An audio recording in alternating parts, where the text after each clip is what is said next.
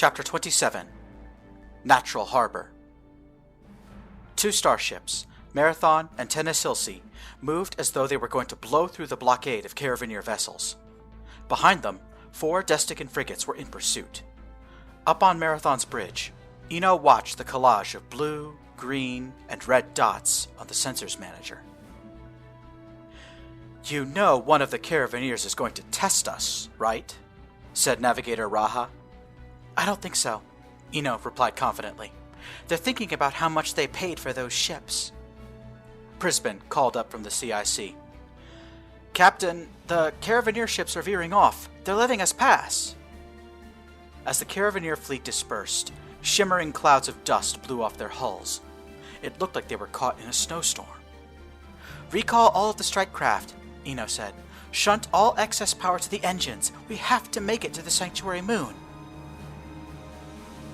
What started as a battle became a race. Marathon and Tennesilsi led the pack, while Caravansear and Destican ships followed behind. EW Officer Mancini rotated through all of the official Coalition frequencies, looking for Kelly's Wolfpack, the squadron of MiG-95 fighters sent to rescue Azarin. "They're not responding, and we can't pick them up on sensors," Mancini reported. "It looks like they fell into the atmosphere." "If they stayed in the cockpit, they could try a controlled landing on the surface," Ino said. "And if the pilots ejected, then we'll pick up their emergency transponders when we get closer." Sota was still at the sensors manager with Rylan. They seemed to be analyzing some crucial detail. After a moment, they waved Ino over to their position. "We've got a new problem," Sota said. "Araj and the rest of the Destican fleet are accelerating faster than we can," Rylan explained. "Eventually, they'll overtake us." "Makes sense," Ino said. "Those frigates are smaller and lighter than Marathon." "Under normal conditions, with sufficient preparation, the Marathon can land on a planetary surface," Sota said. "I oversaw the installation of the upgraded landing system myself. I know we can put down on that moon. But the standard landing approach requires us to do a deceleration burn before atmospheric entry to bleed off excess velocity. And we can't do that unless we want the Desticans to board us again," Ino said, her eyes wide in alarm. "Our new friends on that commandeered slave ship are in the same pickle," Sota went on. "That galleon needs to lose speed, just like us."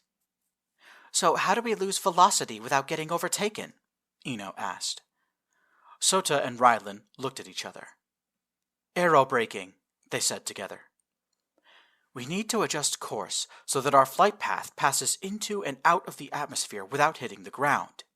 Friction against air molecules will slow us down, and then we can land," Rylan told Ino. "Axiom will guide Tennesilsi to do the same. Nagini helped us figure this out."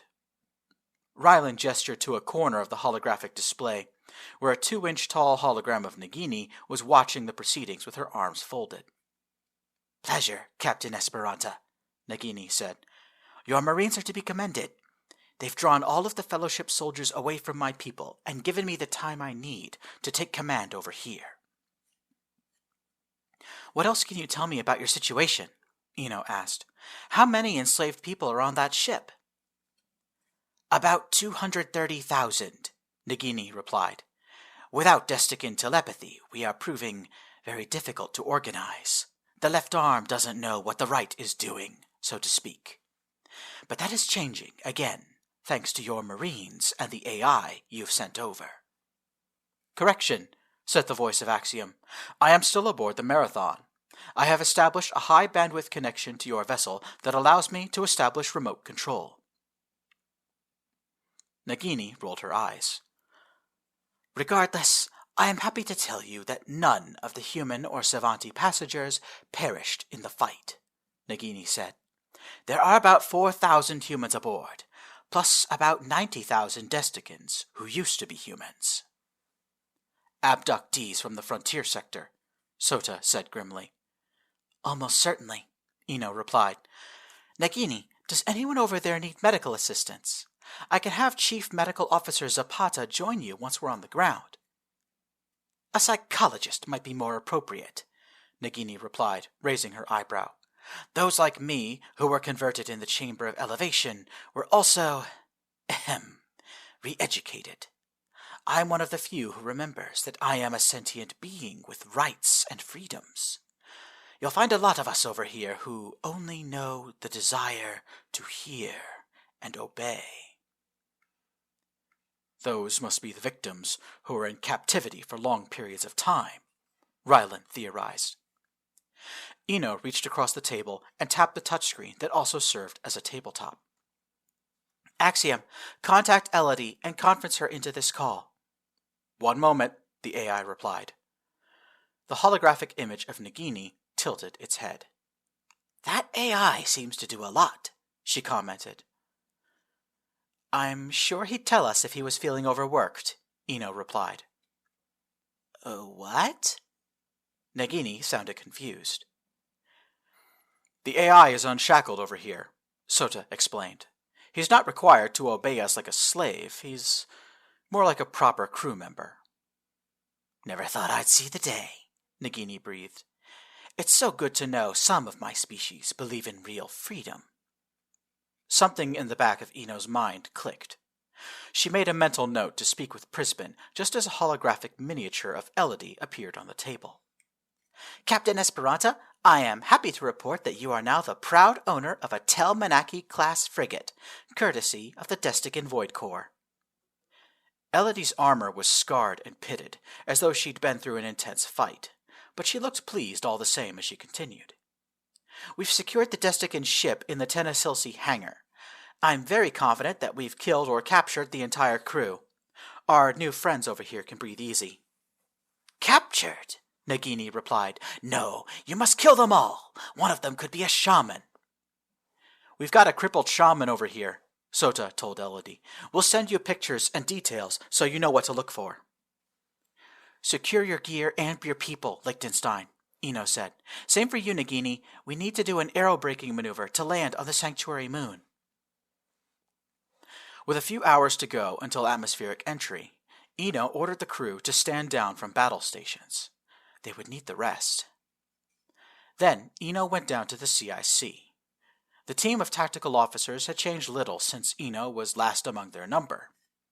Prisbin had reshaped the group to reflect his own leadership style. Computer workstations formed a panopticon around his own central post, where he worked on 3 computers at once and kept an eye on the rest of the team. Ino had to reach over this ring of computers to tap Prisbin's shoulder. Need to pick your brain about something quickly, Ino said. Before this battle started, didn't you say that you saw indications of a Pathfinder sleeper cell? Prisbin paused and then nodded slowly. Then his eyes went wide. I did, but they went silent after the fighting started on the Tenassilsi, Prisbin said. Ino put her hands on her hips. I know the Pathfinders are all about anti-slavery politics. I just guessed they would have been the ones to kickstart Nagini's rebellion. Prisbin shook his head, then leaned in close to whisper. Don't let anyone know I told you this, but the Pathfinders don't have any people that deep inside Destican society.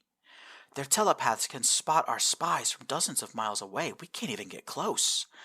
Our sleeper on that ship was probably one of the more recent abductees, probably still human. Ino winced, fighting her instinctual rejection of telepathy. Do me a solid, Ino whispered back. Find a way to contact that Pathfinder agent on the Tenassilsi. Contact me once you've got a lead. The next few hours were very tense. The cosmic storm outside had intensified to the point where the ship's hull made dangerous creaking noises. The empty blackness of space was no longer visible through the windows, replaced by a swirling tempest of orange and red dust clouds. Radiation levels are getting bad, Sota told Ino. We've got to start moving people away from the outermost layers of the hull. Divert all power to shields, Ino said. The longer we can go without getting irradiated, the better. The Caravaneer and Destican vessels were doing the same. Swirling vortices of space dust danced away from the starships. Below, the sanctuary moon grew bright as its newly reinforced magnetic field deflected the worst of the storm. The last few minutes before atmospheric entry were like waiting for execution. The bridge was tense and quiet. Acting Ensign Yamada gripped the helm controls with white knuckles. Gunny Sarge Lichtenstein called, comms officer Ndungane said. She reports everyone on Tanasilsi is ready for aerobraking. Ino nodded. Helm, what's the status on our thrusters? All thruster nodes are green except for starboard 11, Yamada replied. That's the one the enemy frigate was latched onto. Take the corresponding thruster on the port side offline, Ino said. That should balance our center of thrust. From the intercom above, Axiom gave the final warning. Stand by for atmospheric entry at hyperbolic velocity. On my mark, our velocity relative to the sanctuary moon will be at 12.9 kilometers per second. Mark. The computer screen at the helm control station suddenly changed from orbit mode to surface mode. Ino gripped her armrests. Shield control reports a buildup of thermal energy, Sota told Ino. Radiation levels are dropping off. We are now inside the protective range of the moon's magnetic field. Tanasilsi has entered the atmosphere, Axiom reported. The enemy fleet has entered the atmosphere. Caravaneer fleet has entered the atmosphere. We're losing speed, Yamada reported. I can see Kailasha on the scope. They're catching up to us. They'll get into weapons range just before we get to the shock layer. Axiom, are you going to lose contact with Tanasilsi? Ino asked. Contact will be momentarily lost, Axiom replied. Expect the radio blackout to be a matter of seconds. The flotilla streaked across the red sky like brilliant shooting stars. Ino felt a slight shudder in the floor. Kailasha and the other Destican warships were burning their engines hard, trying to catch up with the decelerating marathon. Can we bring the defensive systems online? Ino asked. Arash and his ilk are going to try to shoot us. Best I can give you is ECM, Mancini said from the electronic warfare station.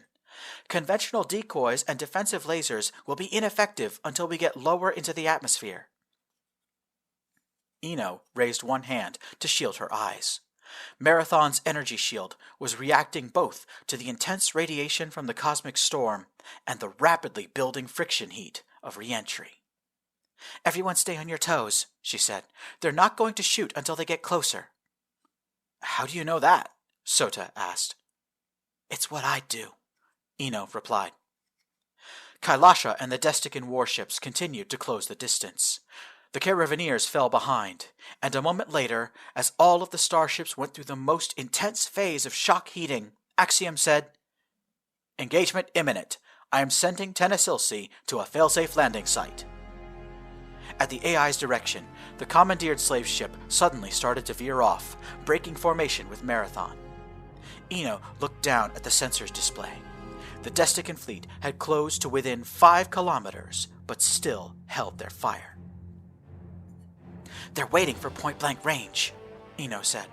On my signal, switch the energy shields to double stern and shunt all power to the electromagnetic countermeasures. Ready, Mancini called out.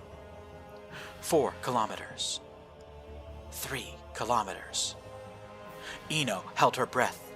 They would only get one chance. 2 kilometers. 1,500 meters. 1,000. Here it comes, Ino breathed. Now! Kailasha and her sister ships opened fire, letting loose a final volley of torpedoes. Marathon reoriented its own shields, protecting the vulnerable stern, but simultaneously exposing the bow to the full force of atmospheric friction. Suddenly feeling the full brunt of the air, the warship began to decelerate even harder. Mancini and the rest of the EW crew worked frantically to counter the incoming salvo. Torpedoes scattered to the winds as their guidance systems were jammed or hijacked. A few prematurely detonated their warheads, taking other torpedoes with them in nuclear fratricide events. Kailasha flew through a nuclear fireball as she bore down on Marathon. The Desticans are overshooting, was all Mancini could say before the enemy fleet zipped past Marathon, traveling far faster than their quarry. Suddenly, a shudder ran through the ship. followed by a series of alarms from multiple bridge stations. "We've been hit," Sota said. "Damage report, quick!" Ino snapped. The intercom crackled, and Chief Engineer Kazuki's voice came through. "Nuclear shockwave got us on the dorsal aft section, port side," he said. "I'm dispatching a team now to start repairs." "Oh, fuck. They need to be fast," Yamada called from the helm. "I've lost 8 of the port side thrusters. She's yawing to starboard." Ino could feel the ship lurching under her. She did not know the full extent of the damage Marathon had suffered, but somehow, in the back of her mind, she knew the ship had been mortally wounded. "Balance the thrusters and level out."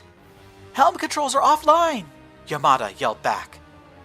The surface of the sanctuary moon came into view, a rocky desert sprawling out in all directions. Marathon was 10 kilometers above the surface, moving far too fast to land safely, and without all of her thrusters, the ship could not decelerate. And more importantly, she could not land under her own power. "I have rebalanced the thruster system and diverted power to lateral thrusters," Axiom said, "attempting to level our descent. Yamada, helm controls are restored." "All hands, brace for impact," Sota shouted. 9 kilometers. 8, 7, 6, 5. Ino knew that Marathon was going to crash. She felt Rylan grab onto her hand. She gripped him and held on tight. The ground proximity warning system started to call out in Axiom's voice. "Pull up. Obstacle ahead. Pull up." "Yamada, that's a hill!" Ino screamed. "I see it," Yamada replied, pressing her thumbs into the helm control console. Yamada fired all of the retro thrusters, trying to slow the massive spacecraft as much as possible. "Pull up," the GPWS repeated. "Terrain ahead. Pull up. Pull up." Yamada cleared the hilltop with meters to spare. Marathon was now gliding over a vast steppe that reminded some of the crew of the Gobi Desert or Inner Mongolia. Ino only had a few seconds to appreciate the terrain before Marathon hit the ground. Ino was thrown violently across the bridge as a horrendous cacophony of destruction met her ears. Then she was plunged into darkness and silence. Aboard the commandeered slave ship Tennesilsi, Elodie and her team of Marines were on the bridge at the exact moment Marathon crashed. While they were too far away from the site to observe the impact with the naked eye, they quickly figured it out after the helm control station suddenly fell silent. "What's happened? Why isn't the AI working?" Nagini said, looking at the idle helm. Hermione swore. "Can't steer without Axiom," she said. Ashok Raval threw himself into the pilot's seat and took manual control. "Durand, help me!" Hermione went over to the navigator station, and the pair of Marines went to work trying to land the ship. "Open all external hatches, all flaps and drag fins too. Anything to give us more drag," Ashok said. "I see Marathon," Elodie said, pointing out at the forward window. 11 degrees starboard." "Don't push the thrusters too hard," Ashok told Hermione. "Just nudge it. A little kiss is good." "The Desticans are already there," Nagini gasped. Elodie could see 2 Destican frigates gliding in for a landing at the smoldering wreck of what had once been the UNS Marathon. She felt her heart wrench in anguish. "I've got a hit on sensors," one of the other chainbreakers said. "There's survivors in the wreck down there." "Hey, Raval, you thinking what I'm thinking?" Hermione said. "You know I am," Raval replied. "Everyone brace!" "Brace for what?" Nagini said as Elodie guided her to a crash couch. "For typical marine stupidity," Elodie replied. Hermione and Ashok guided the Tennesilsi lower and lower, gliding through the air until they were almost upon the Marathon wreck site. Nagini realized what was about to happen and started to scream in panic. The Desticans realized what was about to happen as well.